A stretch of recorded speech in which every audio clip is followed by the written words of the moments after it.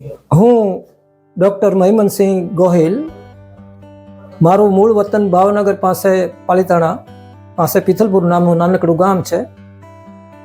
આ મારા ધર્મપત્ની કુમુદબા, અમે બંને જણા કેરા હાઈસ્કૂલની અંદર સાથે જોડાયા હતા અને મેં 17 વર્ષ સુધી કેરા હાઈસ્કૂલમાં કામ કર્યું.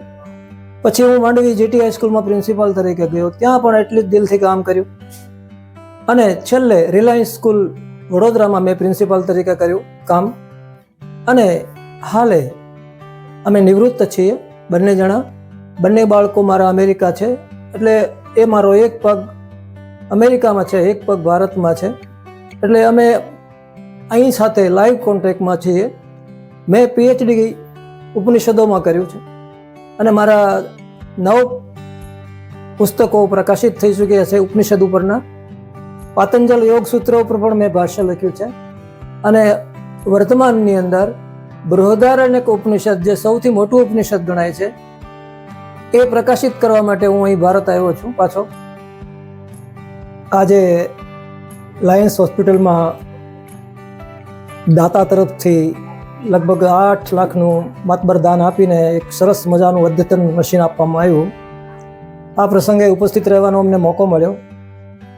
અમે અહોભાગી છીએ અને આભારી છીએ હોસ્પિટલના સ્ટાફના કે આપની વચ્ચે અને આવા સુંદર વાતાવરણમાં આવવાનું અમને તક મળી.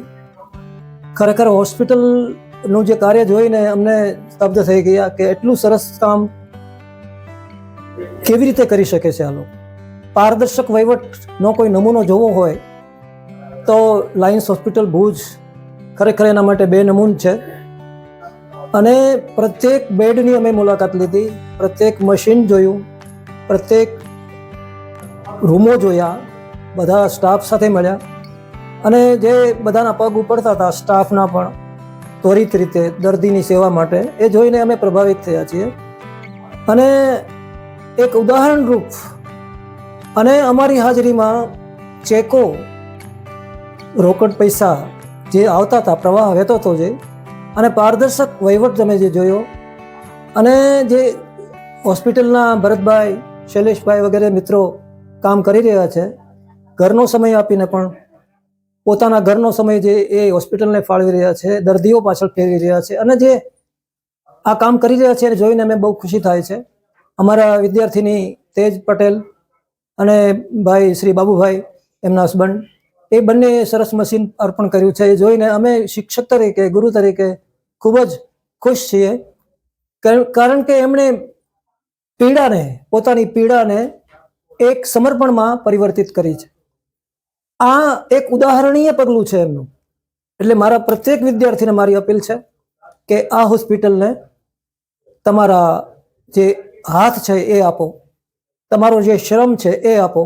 તમે જે તન મનને ધનથી તમે જે કંઈ કરી શકો તો એ ખરેખર જે નીડી છે, જરૂરતમંદ છે, એની સુધી પહોંચશે, એની મને ગળા સુધી ખાતરી છે. અને આવો સુંદર વહીવટ મેં હજી સુધી જોયો નથી, એટલે હું પ્રભાવિત છું, એટલે બોલ્યા વગર રહી શકતો નથી. આ હોસ્પિટલમાં કેટલા બધા દર્દીઓનું મેં ડાયાલિસિસ નજર સામે જોયું અને ઘણા મિત્રો પણ હતા જેને અમને જોઈને એમની બેટરી પણ ચાર્જ થઈ ગઈ અને ભેટી પડ્યા. એ લોકો ડાયાલિસિસના મશીન પર હોવા છતાં પણ એટલા ખુશ હતા. એ ખુશી આ હોસ્પિટલનું એ પ્રશાસન એના માટે જિમ્મેદાર છે. એટલે પ્રશાસનને હું અભિનંદન આપું છું.